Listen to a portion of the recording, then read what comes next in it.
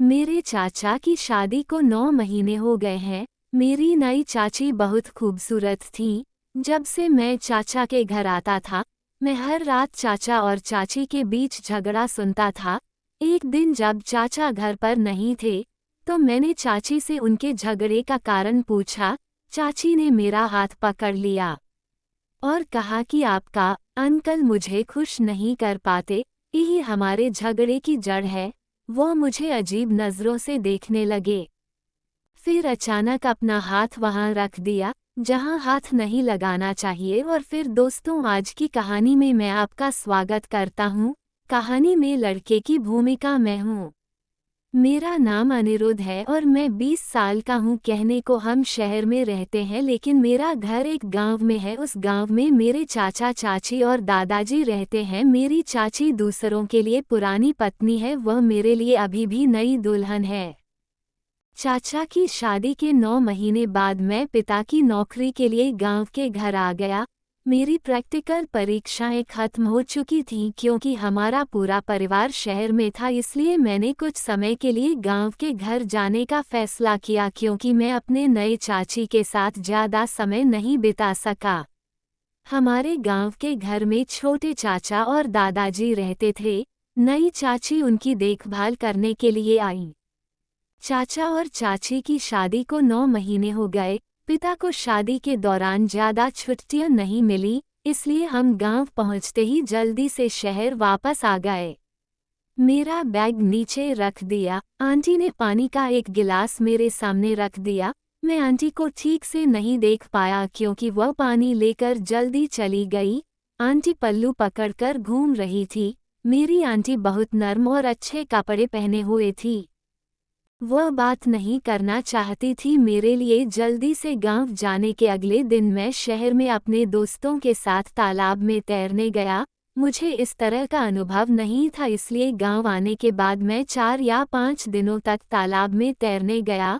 फिर मैं गया किसी के साथ उसके फार्म हाउस पर। बहुत सारी प्राकृतिक चीजें थीं जो मुझे बहुत पसंद आईं, इसलिए मैंने पूरा एक हफ्ता मौज मस्ती करके बिताया।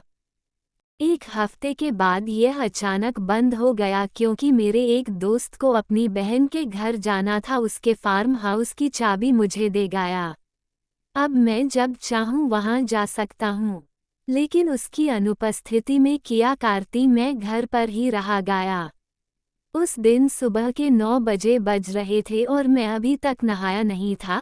दादा ने मेरा पीला चेहरा देखा तो उन्होंने मेरे पीले चेहरे का कारण पूछा। मैंने दादा को बताया कि मेरे एक दोस्त को कुछ दिनों के लिए अपनी बहन से मिलने जाना पड़ा। घर पर अच्छा नहीं लग रहा है, आज मैं तालाब में तैरने नहीं जाना चाहता। तो दादाजी ने कहा, कोई बात नहीं, आज तुम्हारी मौसी तुम्हें नहलाएगी।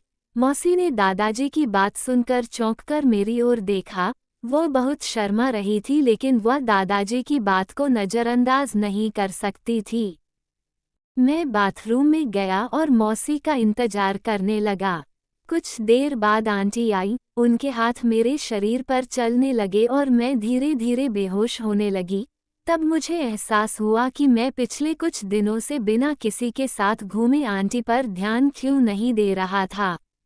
मैंने पिछले हफ्ते उससे बात करने की कोशिश क्यों नहीं की।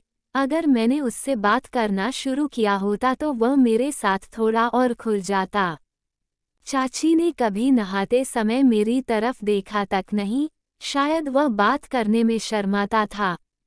थोड़ा मजाक में मैंने उनके गालों पर अपने शरीर का साबुन लगाया। चाची ने मेरे मजे पर कुछ नहीं कहा। नहाते समय चाची के सिर से बार बार पल्लू हट रहा था। वह बार बार पल्लू उठा रही थी। पल्लू उठाते समय उनकी साड़ी का पल्लू जोर से खींचा तो मैंने चाची को कभी नहीं देखा था वैसे, लेकिन आंटी सच में बहुत खूबसूरत है। उन्होंने तुरंत अपने शरीर पर पल्लू डाला और कहा, अनिरुद्ध, मैंने तुम्हें साबुन लगा दिया है, अब अपने शरीर पर पानी डालो। इतना कहकर वो जल्दी से बाहर चला गया। मैंने अपने शरीर पर पानी डाला और तौलिया लपेट कर बाहर आया। मैंने दादा को कहीं नहीं देखा। मैं बाथरूम से बाहर आया, सीधे आंटी के पीछे गया। आंटी अपने कमरे में अपनी साड़ी बदल रही थी।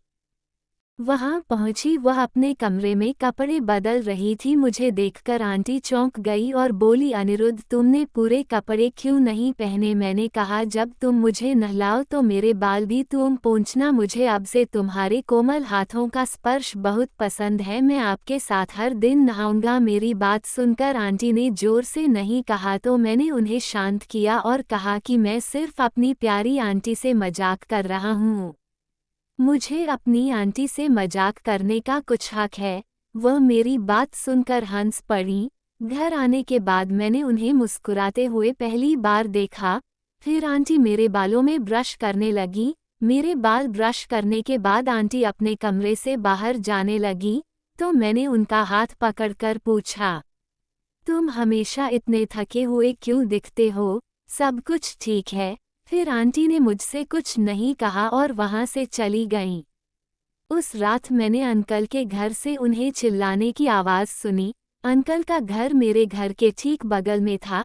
दादाजी के घर में एक विशेष कमरा था, फिर भी कभी कभी वह छत पर सोते थे। उस रात दादाजी छत पर सोते थे, इसलिए उन्हें चाचा की चीखें सुनाई नहीं दी, लेकिन मैंने सुना कि मैं अपने कमरे से बाहर आया और चाचा के कमरे में झांक कर देखा तो मुझे उनके झगड़े का कारण समझ आया।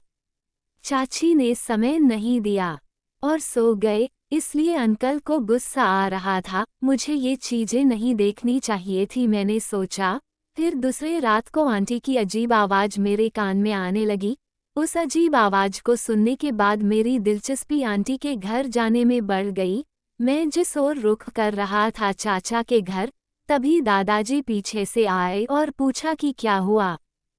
दादाजी अचानक छत से नीचे आ गए। फिर दादाजी की आवाज़ आंटी को सुनी, क्योंकि उनकी आवाज़ अचानक बंद हो गई। मेरे दादाजी 70 साल के थे, लेकिन उनकी उम्र के हिसाब से बुरा नहीं था। दादाजी की सख्त आवाज़ सुनकर मैं सीधे अपने कमरे में चला गया। अगली सुबह नाश्ते के समय भी चाचा और चाची झगड़ रहे थे, उनके बीच कुछ उलझन हो गई। चाचा ने हमेशा की तरह नाश्ता किया और अपना टिफ़िन लेकर दुकान के लिए निकल गए। पिछली रात की चाची के अजीब शब्द मेरे कानों में गूंज रहे थे। नाश्ता करने के बाद मैं अपने कमरे में चला गया और मोबाइल देखते हुए थोड़ी देर के लिए सो गया। मैं उठा और कमरे से बाहर आया तो दादाजी और चाची कहीं नजर नहीं आ रहे थे। चाची के कमरे का दरवाज़ा खुला था, लेकिन दादाजी के कमरे का दरवाज़ा बंद था। मैं रसोई से पानी पीकर बाहर आया। चाची दादाजी के कमरे से बाहर आ रही थीं। वो बहुत थकी हुई लग रही थीं और बार बार अपने हाथ मल रही थीं। उनके चेहरे पर थकान के भाव थे, जो शरीर में दर्द होने पर दिखाई देते हैं। मुझे देखकर चाची ने कहा, अनिरुद्ध, तुम बैठो। मैं अपने खाने की थाली लाते हुए आंटी मुझसे नजरें नहीं मिला पा रही थीं। मैं सोचने लगा कि वह इतनी थकी हुई दादाजी के घर में क्या कर रही थी। चाचा के घर की कुछ चीजें मुझे बहुत अजीब लगती थीं। जब से मैं गांव आया, मैंने देखा कि दादाजी घर के बाहर कहीं नहीं आता था। वह हमेशा आंटी के पीछे रहता था।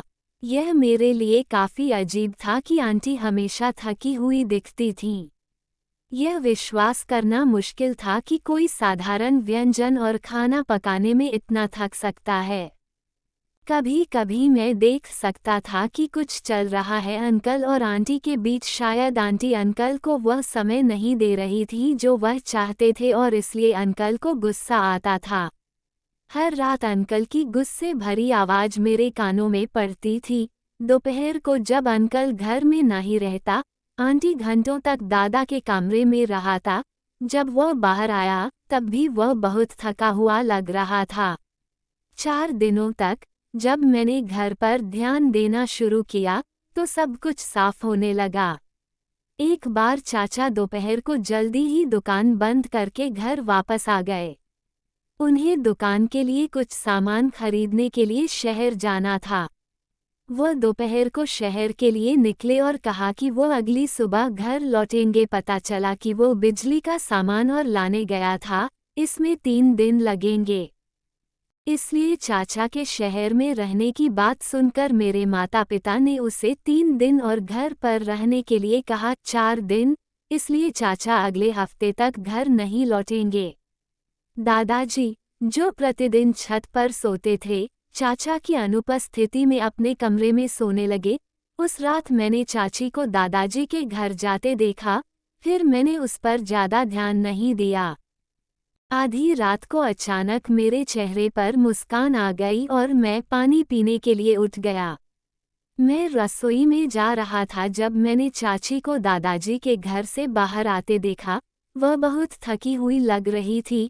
दादाजी के घर से मेरे कमरे की ओर चल रही थी। मैंने देखा कि वो लगभग लड़खड़ा रहे थे। गिरने से पहले उनका संतुलन ठीक नहीं था। मैंने उनका हाथ पकड़ लिया। चाची मुझे देखकर बहुत डर गईं। मैं उन्हें उनके कमरे में ले गया और बिस्तर पर लिटा दिया। फिर चाची से पूछा कि आप इतनी देर तक दादाजी के कमरे में क्या कर रही थीं? चाची ने कुछ नहीं कहा और सिर्फ इतना कहा कि मुझे बहुत नींद आ रही। फिर चादर लपेट ली और सो गईं। आधी रात को चाची दादाजी के पास से बाहर आना और उनका थका हुआ चेहरा मुझे कुछ संकेत दे रहा था।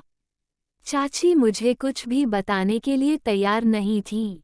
अगली सुबह से ही मैं चाची से वह सवाल पूछने की कोशिश कर रहा था। दोपहर 3 बजे के आसपास दादाजी कुछ देर के लिए सब्जी लाने के लिए बाजार गए थे। जब मौसी खाना बनाने की तैयारी कर रही थी तो घर पर सिर्फ मैं और मौसी थे। मैं इस मौके का फ़ायदा उठाते हुए रसोई में घुस गया और अंदर जाकर पूछा कि तुम रात को दादाजी के घर पर क्या कर रहे थे? मौसी ने कहा कि तुम्हारे दादाजी खांस रहे थे इसलिए मैं उन्हें पानी देने गया। आंटी ने झूठ बोला। मैं समझ गई कि पानी देने के लिए 5 मिनट काफ़ी हैं, लेकिन अब पूरे 5-6 घंटे दादाजी के घर में थीं। वास्तव में इस घर में क्या चल रहा है मुझे बताओ। जब से मैं यहाँ आया हूँ, हर रात मैं चाचा और तुम्हारी लड़ाई सुनता हूँ। तुम चाचा के साथ ऐसा क्यों कर रहे हो? दिन में भी चाचा की अनुपस्थिति में दादा के घर जाते हो और अब रात में 5-6 घंटे दादा के घर में रहते हो। क्या तुम्हें अंकल पसंद नहीं है? क्या तुम्हारे मन में अंकल के लिए कोई भावना नहीं है? मुझे बहुत गुस्सा आया और मैंने चाची से पूछा तो उन्होंने कहा कि तुम जो समझना चाहते हो वह समझ लो। सुनो, तुम्हारे चाचा मुझे नहीं समझा सकते। खुश हूँ इसलिए मैं अपने ससुर की सेवा करती हूँ। फिर मैंने चाची से पूछा कि सेवा का क्या मतलब है चाची? उन्होंने कहा कि आप जो समझना चाहते हैं वो समझ लें। इतना कहकर चाची वहाँ से चली गई। वो सीधे तौर पर मेरे सवाल का जवाब देने के लिए तैयार नहीं थी। एक स्वस्थ या सामान्य अपने पति को छोड़कर केन दादा के पीछे चला गया है। मुझे ये बिल्कुल समझ नहीं आया। 2 दिन बीते। उस रात मैंने मौसी को फिर दादाजी के घर जाते देखा। वह मुझे कुछ भी बताने को तैयार नहीं था। अगले दिन दादाजी के एक मित्र कुछ देर के लिए घर आए। वह दादा को गांव की पंचायत में ले गया। मुझे पता था कि दादा को वहां काफ़ी समय लगेगा, इसलिए उनके जल्दी घर वापस आने की संभावना बहुत कम थी। इसलिए मैंने एक बहाना बनाने और चाची को घर से बाहर ले जाने का फैसला किया। घर से निकलते समय मैंने चाची से कहा कि हमें बाजार जाना है, लेकिन मैं बाजार जाने की बजाय उसे अपने दोस्त के फार्म हाउस पर ले गया। जैसे ही मैं फार्म हाउस पर पहुंचा तो मेरी नज़र चाची पर टिक गई। हम दोनों वहां थे। आंटी ने पूछा कि तुम मुझे यहाँ क्यों लाए हो? मैंने प्यार से उसे अंदर ले लिया। मैं अंदर गया और आंटी से कहा, मैं जानता था कि तुम घर से सच नहीं बताओगे, इसलिए मैं तुम्हें यहाँ लाया हूँ। अब मुझे ईमानदारी से बताओ कि तुम्हारे और दादाजी के बीच क्या चल रहा है। क्या तुम सच में अंकल से खुश नहीं हो या कोई और कारण है? तभी आंटी ने मेरा हाथ पकड़ लिया और अचानक मेरे बहुत करीब आ गए। फिर बोले, अनिरुद्ध, तुम इतना सोच रहे हो कि मैंने तुमसे एक बार जो कहा था उसे मान लो। तुम काफ़ी समय से गाँव में हो, बिना ज़्यादा कुछ समझे यहाँ रुकने से बेहतर है अपने घर चले जाओ, नहीं तो बिल्कुल अपने दादा की तरह मुझे भी आपकी सेवा करनी पड़ेगी। तुम्हारे दादाजी को मुझसे अपने लिए और दूसरों के लिए सेवाएं लेने का बहुत शौक है। जैसे उन्होंने मुझे तुम्हें लाने के लिए प्रेरित किया, वैसे ही वे मुझसे तुम्हारे लिए अन्य सेवाएं भी करवाएंगे। यदि तुम्हें इसे स्वीकार करने में कोई आपत्ति नहीं है, तो तुम यहाँ लंबे समय तक रह सकते हो। आंटी की बात सुनकर मैं उनके पास खड़ा हो गया और कहा कि अगर ये आपको मंजूर है तो मुझे क्यों नहीं। मैंने चाची की ओर देखा, मेरी नज़रें देखकर चाची दूसरी ओर मुड़ गईं, लेकिन उन्होंने मुझसे कुछ नहीं कहा। चाची जरूर कुछ छुपा रही होंगी। फिर मैंने उस पर नज़र रखने का फैसला किया और उस दिन उसे घर वापस ले आया क्योंकि मैं उसे फार्म हाउस पर ले गया था। फिर मैंने आंटी को बताया कि मैं अपने दोस्त के यहाँ जा रहा हूँ और शाम को घर लौट आते हैं, और यह कहकर मैं घर से चला गया। रास्ते में मेरी मुलाकात मेरे दादाजी से हुई। दादाजी को बताया कि मैं शाम को घर लौट आता हूँ। मैंने जानबूझकर दादाजी और चाची को अकेला छोड़ दिया। जब दादाजी घर पहुँचे तो मैं आधे रास्ते से घर लौट आया। उस दिन मैं दोपहर 3 बजे से शाम 6 बजे तक घर पर नज़र रख रहा था कि क्या हो रहा है। दादाजी और मौसी के बीच जो हो रहा था, सब कुछ मेरी आंखों के सामने था। दिन भर उनकी बातचीत से मुझे सब कुछ समझ में आ गया। उन पर नज़र रखने के बाद मैं रात 9 बजे घर आया और हमेशा की तरह चुपचाप खाना खाया। मैंने जल्दी से खाना खाया और दिखाया कि मैं अपने कमरे में जा रहा हूँ। मैं घर में घुस गया, लेकिन जैसे ही दादा हाथ धोने के लिए रसोई में गए, मैं चुपचाप निकल गया और उनके कमरे में चला गया। लगभग 2 घंटे के बाद चाची दादा के कमरे में दाखिल हुईं। मैंने देखा कि चाची दादाजी के पैरों की मालिश कर रही थी। दादाजी उनसे बहुत कठोरता से बात कर रहे थे, जैसे कि वो कोई चाचा हों। चाची पूरे दिन लगातार 1 घंटे तक दादाजी के पैरों की मालिश कर रही थी। मैंने देखा कि अगले दिन दादाजी और चाची के बीच क्या हो रहा था। सुबह जब चाचा घर वापस आए तो मैंने सबके सामने अंकल से कहा, अंकल अब आप और आंटी हमारे साथ शहर चलें। पापा जी ने आपके लिए एक अच्छी नौकरी ढूंढ ली है। दादा शहर नहीं जाएंगे क्योंकि उन्हें अपने गांव से बहुत प्यार है, इसलिए अंकल शहर जाने के लिए तैयार हो गए। और उनकी सहमति देखकर दादा कहते हैं कि राजेश, तुम और पल्लवी कहीं नहीं जाओगे। अगर तुम चले जाओगे तो मैं यहाँ अकेला कैसे रहूँगा। मैंने कहा, दादाजी चाचा चाची यहाँ रहते हुए भी आप उन्हें उचित दर्जा नहीं देते। आप चाची के साथ नौकरानी जैसा व्यवहार करते हैं। कल मैं पूरे दिन आप पर नज़र रखती थी, चाचा की ज़रूरत थी समय, आंटी वह क्यों नहीं दे पाती। मुझे ये भी पता है कि आप आंटी को पूरे दिन काम में व्यस्त रखते हैं, दोपहर में बिना वजह अपने पैरों की मालिश करते हैं, और रात में आंटी इतनी थक जाती हैं कि वो अंकल के साथ समय नहीं बिता पाती। इसलिए उन दोनों के बीच हमेशा झगड़ा होता रहता है। दादाजी, अगर आप अपनी छोटी सी छाती का सम्मान नहीं कर सकते, लेकिन उसे अपने पास रखने का कोई मतलब नहीं है। ये सुनकर दादा की आंखों में आंसू आ गए कि चाचा और चाची शहर जा रहे हैं। फिर उन्होंने कहा, राजेश मुझे माफ़ कर दो, तुमने एक गरीब परिवार की लड़की से शादी की, इस वजह से मुझे बहुत गुस्सा आया। उन्होंने उससे कहा, परिवार से 1 रुपया भी दान के रूप में नहीं लाया गया, इसलिए मैंने अपना गुस्सा शांत करने के लिए उसे नौकरानी के रूप में इस्तेमाल किया। मैंने जानबूझकर उसे व्यस्त रखा ताकि रात में जब वह थका हुआ हो तो वह तुम्हारे साथ समय न बिताए, और इस तरह तुम दोनों में झगड़ा हो गया। अब जब अनिरुद्ध तुम्हें शहर ले जाने की बात कर रहा है तो मुझे एहसास हुआ कि तुम कितनी लायक हो, खासकर पल्लवी। मैं तुमसे माफ़ी मांगता हूँ। मैं हाथ जोड़कर चाहता हूँ कि आप मुझे माफ़ कर दें। मैं आपके बिना यहाँ अकेले कैसे रह सकता हूँ। तब दादाजी ने हाथ जोड़कर चाचा और चाची के सामने माफ़ी मांगी। चाचा और चाची ने दादाजी को माफ़ कर दिया क्योंकि दादाजी को अपनी गलती का एहसास हुआ। दादाजी को चाचा से बहुत प्यार था, इसलिए चाची ने उनसे कभी शिकायत नहीं की। वह पिता पुत्र के बीच दूरियां पैदा नहीं करना चाहता था।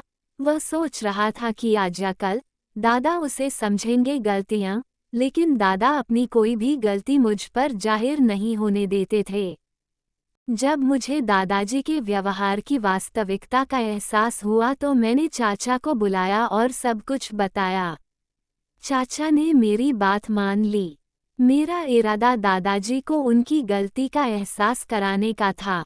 उस दिन से दादाजी की आंखें खुल गईं कि चाची की पारिवारिक गरीबी क्या है, उसकी सुंदरता थी या उदारता, इसका दिमाग से कोई लेना देना नहीं है। उसे एहसास हुआ कि एक आदमी की असली सुंदरता उसके व्यवहार में है, न कि उसकी संपत्ति में, इसलिए किसी को उसके पैसे के आधार पर उसके चरित्र और व्यवहार से आंका जाना चाहिए। दोस्तों, अगर आपको ये कहानी पसंद आए तो चैनल को सब्सक्राइब करना ना भूलें।